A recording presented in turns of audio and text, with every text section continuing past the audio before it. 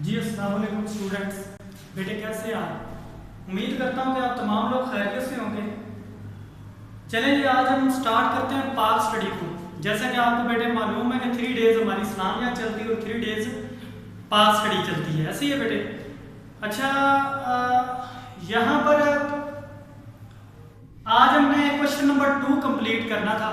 Sorry, question number 1 जो हमारा complete हो गया और आज हम दूसरे क्वेश्चन की तरफ जा रहे हैं। ये बेटा नजरिया पाकिस्तान के अनासर की तफसील से वजाहत करें। समझ आ रही है?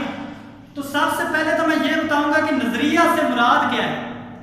नजरिया से मुराद क्या है? तो बेटा लफ्ज जो नजरिया है, नजरिया से मुराद ऐसा ज़ाब्ता या प्रोग्राम है। सबसे पहले तो मैं ये कहता हूं कि नजरिए के लिए अंग्रेजी जबान का एक लफ्ज है, कौन सा? आइडियोलॉजी। आइडियोलॉजी का लफ्ज क्या किया जाता है जी? इस्तेमाल होता है। अब नजरिए से मुराद ऐसा ज़ाब्ता या प्रोग्राम है, नजरिए से मुराद ऐसा ज़ाब्ता या प्रोग्राम है जिसकी बुनियाद फलसफा और तफक्कर पर रखी गई हो। फलसफा और तफक्कर यानी फिक्र पर रखी गई हो। तफक्कर का मतलब होता है फिक्र, फलसफा मतलब कोई भी हो सकता है आपका, समझ आ रही?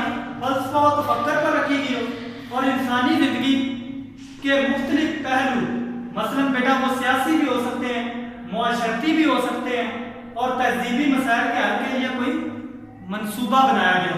अब ये थी इसकी डेफिनेशन थी सिर्फ नजरिया की। अब नजरिया पाकिस्तान क्या है बेटा? नजरिया पाकिस्तान बेसिकली आपके पास वो होता है कि नजरिया पाकिस्तान से मुराद एक अलग खित्ता जमीन का असूल है, यानी एक अलग खित्ता जमीन हम हासिल कर सकें और उस पर एक खुदा की इबादत जो बगैर किसी रुकावट के हम क्या कर सके जी? हासिल कर सकें, मतलब अदा कर सकें। सॉरी, तो जिसमें मुसलमानों ने बरसगीर कुरान और सुन्नत की रोशनी में इस्लामी कदरों और नजरियात को महफूज कर सके। अब बेटा नजरिया पाकिस्तान के अनासर कौन से? नजरिया पाकिस्तान के अनासर मदरजा 5 में बेटा नंबर 1 पर आ जाता है अकायद यानी अकीदे उसमें, और नंबर 2 पर इबादात आ जाती हैं। आज हम अकायद और इबादात पर ही बात करेंगे। और नंबर 3 पर कानून की हुक्मरानी, नंबर 4 पर हुकूमत और मुसावात और नंबर 5 पर अदल व इंसाफ। तो आज हम बेटे सिर्फ और सिर्फ जो बात करेंगे वो हम करेंगे जी अकायद पर। अकायद क्या होता है? सबसे पहला पॉइंट है जी आपका अकायद। तो अकायद बेटा, अकायद में तौहीद, रसालत, आखिरत, मलाइका और इल्हामी किताबों पर ईमान लाना शामिल है। यानी एक अकायद में, इस अकायद में जो चीज़ें आती हैं वो आपके पास कौन कौन सी आती हैं? अकायद में बेटा आपके पास तौहीद, उसके बाद क्या आ जाता है? रिसालत, तौहीद आ जाता है जी, रिसालत आ जाता है, आखिरत आ जाता है। उसके बाद आपके पास मलाइका और ईमान लाना आ जाता है। और उसके बाद आपके पास बेटा इल्हामी किताबों, क्या कौन सी किताबों? इल्हामी किताबों पर भी ईमान लाना शामिल है। यानी सिर्फ और सिर्फ ये जो आपके पास अकायद है बेटा, इसमें तौहीद भी आ जाता है, रसालत भी आ जाता है, आखिरत और मलाइका और इल्हामी किताबों, वो मैंने नीचे लिखा है, सॉरी बेटे वो नजर नहीं आ रहा, चले खैर कोई बात नहीं। अच्छा, सबसे पहले हम बात करते हैं अकीदा तौहीद पर। अकीदा तौहीद बेसिकली बेटा, अकीदा तौहीद से मुराद ये है, सबसे पहले हम किस पर बात कर रहे हैं जी? अकीदा तौहीद पर बात कर रहे हैं, सिर्फ तौहीद पर बात करेंगे। तो तौहीद क्या है बेटा? तौहीद, अकीदा तौहीद से मुराद ये है कि अल्लाह ताला सारी कायनात का खालिक और मालिक है, वो वाहिद और यकता है, यानी उसका कोई शरीक नहीं और ना ही कोई चीज़ इसके इल्म से बाहर है। अब इन्नल्लाह अला कुल्ली शैइन कदीर का मतलब क्या है? बेशक अल्लाह ताला हर चीज़ पर क्या है बेटे? कादिर है, यानी कोई शय भी इसकी कुदरत से बाहर नहीं है। यानी इंसान को ज़मीन पर अल्लाह का नायब बनाकर भेजा गया है। समझ आ रही? आप ये कह सकते हैं। उसके बाद बात करते हैं जी अकीदा रसालत पर। किस पर बात करते हैं जी? अकीदा रसालत पर। अकीदा रसालत बेसिकली बेटा आपके पास क्या है? तौहीद का, रसालत का, अकीदा तौहीद जो है रसालत का इस्लाम का पहला रुकन है। बेटा आपके पास तौहीद से मुराद ये है कि आपके पास अल्लाह ताला सारी कायनात का खालिक, सॉरी अकीदा रसालत का मतलब बेटा ये है कि तमाम रसूलों पर ईमान लाना।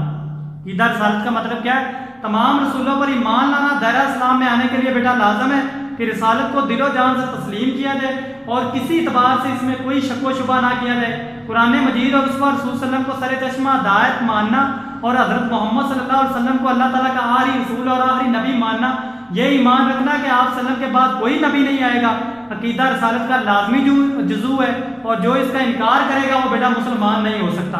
उसके बाद हम बात कर रहे थे इबादत यानी तौहीद, ये आपके पास तौहीद और रसालत इकट्ठा आ जाता है, तो वो बेटा आप मिलाकर भी लिख सकते हैं इसको। उसके बाद आ जाता है आपके पास नेक्स्ट आखिरत। तो आखिरत पर अगर मैं बात करूं तो उससे पहले ज़कात, रोज़ा और हज आता है। तो ज़कात बेसिकली आपके पास क्या है, मैं यहां पर लिख देता हूं, ये बेटा रसालत में इसके बाद आपके पास क्या आता है, ज़कात। ज़कात के बाद आपके पास क्या आ जाता है जी, ज़कात के बाद आपके पास आता है जी रोज़ा, और उसके बाद क्या आता है जी हज। समझ आ रही है, ज़कात, रोज़ा, हज, इसके बारे में आपने डिटेल से अपनी बुक से पढ़ लेना है। समझ आ रही है, तो यहाँ पर मैं भी एक्सप्लेन कर देता हूँ। ज़कात बेसिकली बेटा इस्लाम का जो है वो तीसरा रुकन है। ज़कात माली इबादत है और इस्लाम के मुआशी निज़ाम की मजबूती का बेटा जरिया है। ज़कात निज़ाम की वजह से दौलत चंद हाथों में इकट्ठी होने की बजाय गर्दश में रहती है, और मुआशरे के बेटा जो गरीब तबका है वो भी इससे क्या करता है, फ़ायदा उठा लेता है। अब बेटा जो ज़कात है वो आपको पता होना चाहिए 2.5%, 2.5% हर मुसलमान जो सत निसाब मुसलमान है उस पर क्या है जी, फर्ज है। उसके बाद बेटा आ जाता है रोज़ा। तो रोज़ा आपको पता है इस्लाम का जो ये चौथा रुकन है, तमाम इबादत की तरह रोज़ा भी जो क्या है फर्ज का बेहतरीन इजहार और बंदे और अल्लाह ताला के दरमियान कुर्बत का जरिया है। उसके बाद आ जाता है हज। तो हज बेटा आपको पता है इस्लाम का 5वां रुकन है जो सब इस्तात लोगों पर फर्ज है। हज के मौका पर लब्बैक अल्लाहुम्मा की पुकार मुसलमानों के इत्तेहाद और आप कह सकते हैं भाईचारे की ऐसी मिसाल है जो दुनिया में कहीं भी नजर नहीं आती। समझ आ रही है या नहीं आ रही बेटे? तो ये आज थोड़ा सा मैंने कंप्लीट किया है। ओके बेटे, अल्लाह हाफिज, दुआओं में याद रखिएगा। नेक्स्ट हम इंशाल्लाह इस पर बड़ी डिटेल से बात करेंगे। अभी आपका ये शॉर्ट कंप्लीट नहीं हो, सॉरी अभी आपका ये लॉन्ग बेटा कंप्लीट नहीं हुआ, जैसे ये कंप्लीट होगा मैं आपको बता दूंगा।